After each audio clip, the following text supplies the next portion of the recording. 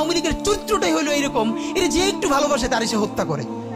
শহীদ president Ziaur Rahman Sheikh হাসিনাকে দেশে আসার অনুমতি দিছিলেন, সুযোগ দিছিলেন এবং বলছে থাক সবাই রাজনীতি করুক। আসার 1 মাসের মধ্যে জিয়াউর রহমান শহীদ হয়ে গেছে, 13 দিনের মধ্যে।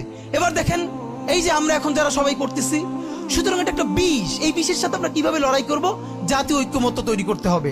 সুতরাং পলিটিক্যাল পার্টি এবং সবার প্রতি একটা কথা, প্লিজ আপনারা বিএনপিকে শতভাগ কর্নার করে দিয়েন না। বিএনপি এই আধিপত্যবাদ বিরোধী লড়াইয়ের জন্য আমাদের একটা বড় শক্তি। এই শক্তিকে এত বেশি কর্নার করা যাবে না যাতে তারা গিয়ে আওয়ামী লীগের হাত ধরে ফেলে।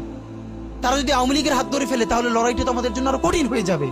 বরং বিএনপির প্রতি আমাদের চ্যালেঞ্জ হলো, যেই বিএনপি বাকশালী সংবিধানের প্রতি প্রেম দেখাবে, তারে শহীদ জিয়ার ছবিটা সামনে এনে বলতে হবে যে এই বাকশালী সংবিধান তো জিয়াউর রহমানই ছুঁড়ে মারছিল।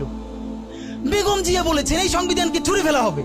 ওমা এখন বেগম জিয়ার চেয়েও নতুন বিএনপি আসছে, বেশি প্রেমের বিএনপি। যেই শহীদ প্রেসিডেন্ট জিয়াউর রহমান ইসলামোফোবিক জায়গা থেকে বাংলাদেশের মুসলমান, বাঙালি মুসলমান সব আইডিয়াকে ধারণ করে বাংলাদেশে জাতীয়তাবাদ তৈরি করলেন। এখন একটা নতুন বিএনপি গজাচ্ছে, কেউ চেষ্টা করতেছে পুরো বিএনপিটাকে একটা ইসলামোফোবিক বিএনপি করা। এ কি ভাই, ইসলামোফোবিক বিএনপি সে কোথায় যাবে? সে কি দিল্লি যাইতে চায়? আমরা আমাদের প্রথম চ্যালেঞ্জ হলো স্বাধীনতা সার্বভৌমত্ব রক্ষার স্বার্থে এই বিএনপিকে শহীদ জিয়ার কাছেই রাখতে হবে, এই বিএনপিকে বেগম জিয়ার কাছেই রাখতে হবে।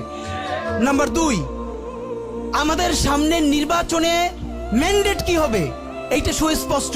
জুলাই সনদের ভিত্তিতে যদি নির্বাচন না হয়, এই নির্বাচন আপনারা চাইলে করেন, আমরা কেউ ভোট দিতে যাব না।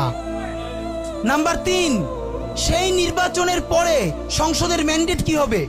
সংসদে জুলাইয়ের বর্তমান সনদে যেটা স্বাক্ষরিত হবে সবার ঐক্যমত্যের ভিত্তিতে, এটা নির্বাচনের আগে মানে সংবিধান সংশোধন করা ছাড়াই অধ্যাদেশের বলে বলে যেটা করা সম্ভব সেটা আগেই করে ফেলতে হবে এবং তাকে দিয়ে নির্বাচন করাইতে হবে। এবং আমাদের বিএনপির বন্ধুরা বলছেন 2 বছর সময় নিয়ে তারা সংসদে এইগুলো পাশ করাবেন। 2 বছর চলবে না, সর্বোচ্চ সময় 6 মাস। সংসদের প্রথম 6 মাসের মধ্যে জুলাই সনদের সমস্ত কথাগুলো সংবিধান ইনকর্পোরেট করতে হবে।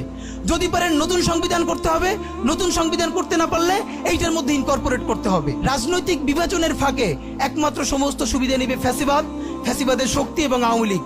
আমরা আমাদের জীবন থাকতে বাংলাদেশের মাটিতে ভারতীয় আধিপত্যবাদ থেকে শুরু করে আর কোনো বিদেশি আধিপত্যবাদ, হাসিনা এবং ফ্যাসিবাদকে মেনে নিব না।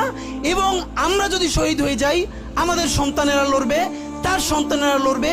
কিয়ামত পর্যন্ত বাংলাদেশ নামক জমিন যতদিন বেঁচে থাকবে ততদিন পর্যন্ত আজাদির সন্তানেরা লড়াই করবেই করবে। ইনকিলাব জিন্দাবাদ।